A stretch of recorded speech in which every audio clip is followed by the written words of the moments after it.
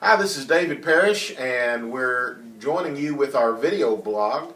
And for the last several weeks on the video blog, I've been talking about something I call Lessons from the Journey, because we're involved in a disciple-making, church-planting movement in Honduras, Central America, and it's also now beginning to flow over into other countries.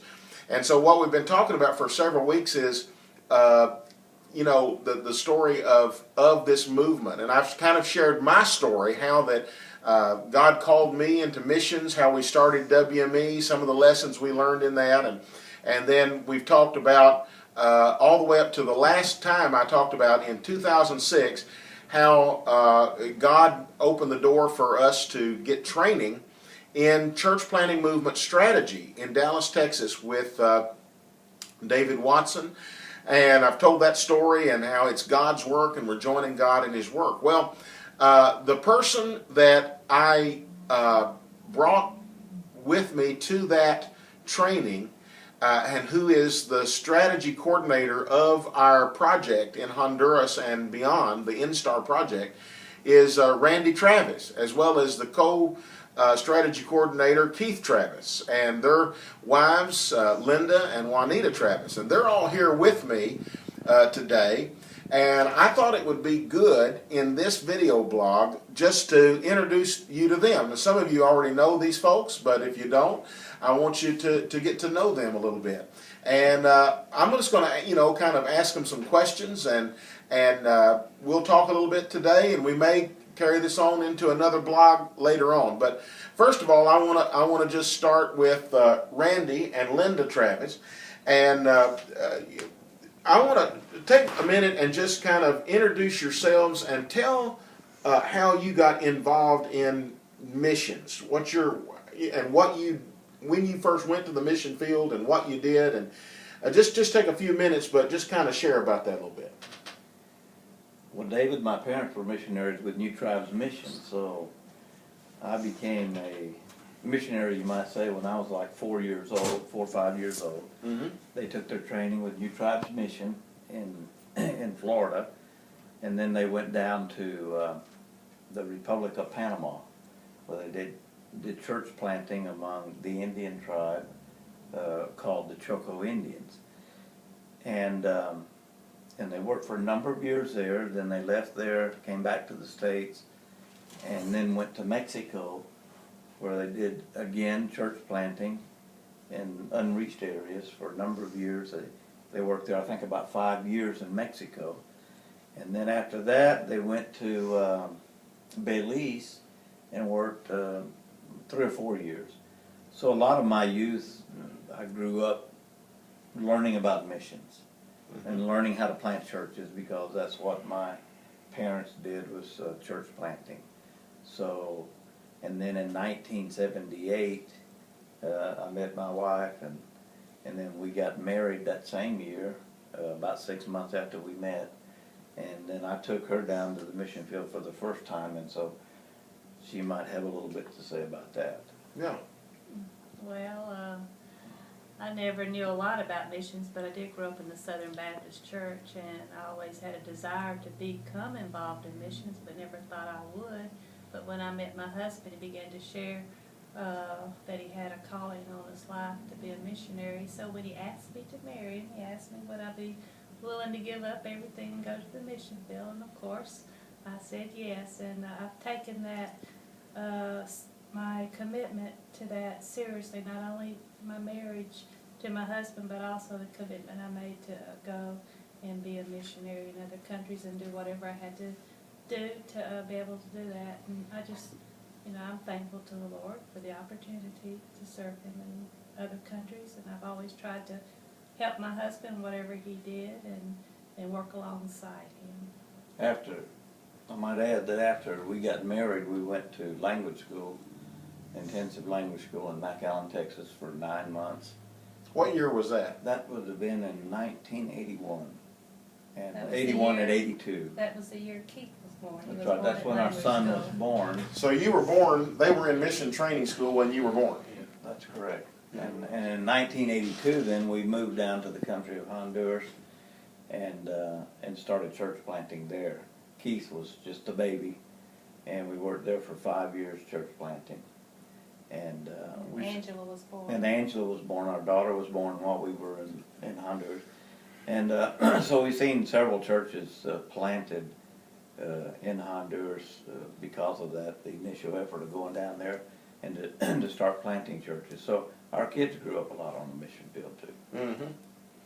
Now, when you planted churches, your first days there, what, I mean, you started with a house church and then it developed one church and then it was a more traditional church. Tell us a little bit about what you did when you first went down. Well, normally we would go out into a village and try to make contact with some people in the village and just start a conversation with them. And then that would lead to letting them know what we did and asking them would they be interested in us coming and having a church meeting. So we would usually start with actual church meetings in a home. In other words, we would have a church service in a home. And then as time would pass, we would give opportunity for people that if they wanted to give their life to the Lord, they could. But we just had a traditional church meeting where we'd have singing and preaching, and then usually an opportunity for people to share a little bit, and also an opportunity that if they wanted to give their life to Christ, they could. And then from there, it would slowly develop into a church, and then we would put some structure to it, and eventually there would be election for pastors and deacons and elders in the church, and it would become more formalized then. And ultimately, from that first church, which was in Catacamas area, or La Colonia, right? Right. There came a network of churches that became about, 15, 20 churches or so? Or Well, how many churches do they have now, that group that all came from that initial church plant? I'm not sure exactly of the number right now, but over the years it's gone up and down between 20 and 30 churches. Okay, so between 20 and 30 churches emerged out of that initial church plant, and then you guys then relocated to southern Mexico. That's correct. Well, no, we came out of Honduras in 1987 and helped to start a missionary training school. Oh, okay, yeah. And then we were there for about 3 years, and then in 1990, I believe it was, or 91, we went down to Mexico and worked there for 12 years.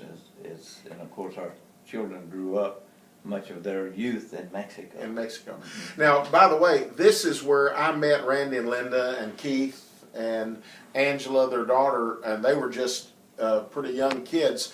I met them in 1988. As I've said in one of our earlier videos, we started WME in 1988, and it was at if my memory is correct, December of that year that I met you guys, and we met you through Richard and Pat Crowder, who we had known, but this was the very first missionary couple that affiliated with WME. So we have lots of missionaries now that we are the sending agency for, but they all have an assigned number, and these guys are 001 because they were the first missionaries that actually signed up to use WME as a mission sending agency.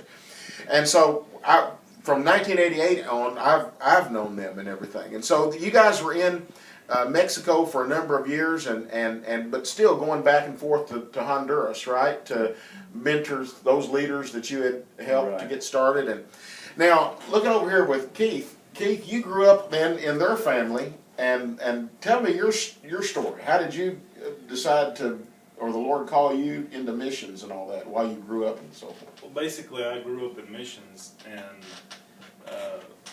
I guess the part of missions that I most remember is part of Mexico. We were there for 13 years along with my parents, and attempting to plant churches and just different types of ministry that we were involved with there. And so when they left, I actually left before they did, and ended up coming back about 8 months later. I ended up coming back down to Mexico to live. The Lord called me to the ministry, and then after I returned and they left, they were there for 13 years, and I stayed on another 5 years. And I participated a lot in one-on-one evangelism, street ministry. I would go out late nights, early morning, and knock on doors, go to different places and try to win people to the Lord. and we would pass out thousands of tracts sometimes every weekend. And that was basically the ministry that I was involved in. But then we had this opportunity to work in Honduras. I knew that when the Lord called me to ministry, I knew that we would eventually go to Honduras. I just didn't know when. Well, now wait a minute. Before you go to all that, I want you to introduce us to this person right here. This is my wife, Juanita. And you and Juanita. Juanita is from southern Mexico. And tell us a little bit about you. How did you meet Juanita? Tell me about your story there. Well, I was involved in different kinds of ministry in Mexico, and one of the ministries I was involved with was interpreting. When groups come down, I would help interpret. We'd go and do outdoor campaigns or crusades or whatever, and I would be the interpreter. And so, just so happened that one of the events that I was interpreting for, Juanita had helped organize, and she was out there in the park. We did this event in the park in Comitán, Mexico, and she was out there, and I was up on the stage getting ready to start the event and all this, and I turned around and looked, and I saw Juanita, and I thought, the first thought to come to my mind is, I like that girl. And so I was going to go talk to her, but somebody in the group come and distracted me some. And so, but by the time I had a chance to go talk to her, she was gone. I didn't know where she was at. Well, a few days later, I had been invited to preach at this, what do they call it?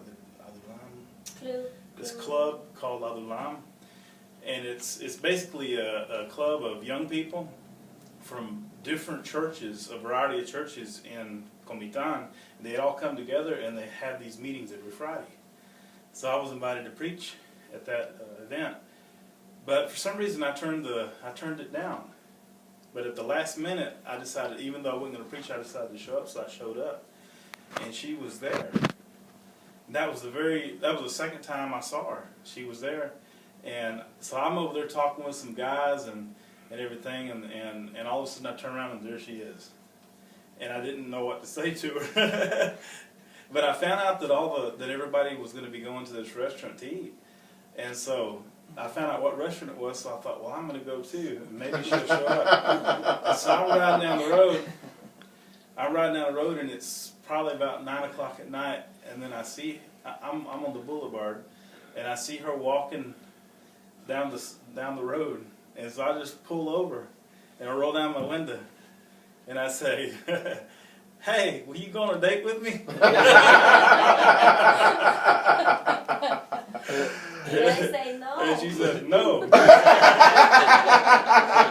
And so it scares her, and she takes off. And anyway, I get out the car, and we all go into this restaurant, and we're sitting at kind of a long table, kind of like this, and we're all eating, and there's probably about 20 of us, maybe 15 or 20 of us around the table. And there was this girl sitting right beside me, and her name was Lisbeth, and she was crazy about me. But I was interested a bit in her, and she had this big old frizzy head of hair. And every time I'd try to look around her, she'd be like, and so anyway, I was trying my best to look at Juanita and talk to her, but every time I tried to talk to her, this girl, she would stick her big head of hair right there, so I couldn't talk. And so finally, I'm over there and I'm trying to look at Juanita and talk to her, and finally I just kind of pushed that girl aside, and I said, "Hey," and I pointed directly to Juanita, and I said, "You have the most beautiful eyes I've ever seen." And she just blushed. And that's how it all began. It all began. It all began right there. So how much time after that was it before you guys were married? Exactly 1 year. Exactly 1 year later, you were married. 1 year and 2 hours. Same day, exactly 1 year to the day. Yeah. You were married. And so then you were staying down there as a missionary, doing evangelism, Right. church to church, working with different groups Right. in Mexico. I think I'm going to stop the video here in just a minute because and next week take up from this. You know, what we're doing is on these videos is I'm trying to tell the story of how a CPM, a church planting movement, gets started. And what I want to show you today, though, is hey, you know what? There is normal life and even romance in missions here. And I think we can call this the romance of missions here. But next week in the video blog, we're gonna then take these guys up to the present, because I'm gonna ask them then what happened. How did these folks? You guys were already in the United States. Y'all had come back to the U.S. That's correct. They were in southern Mexico doing evangelism type ministry. And how did God then take that and plant the seed of what is now a church planting movement in Honduras, and that's now overlapping into other countries? We're going to talk about how God takes people and puts them in the center of His will next time. So God bless you, and thank you for watching the blog, and we'll talk to you next week.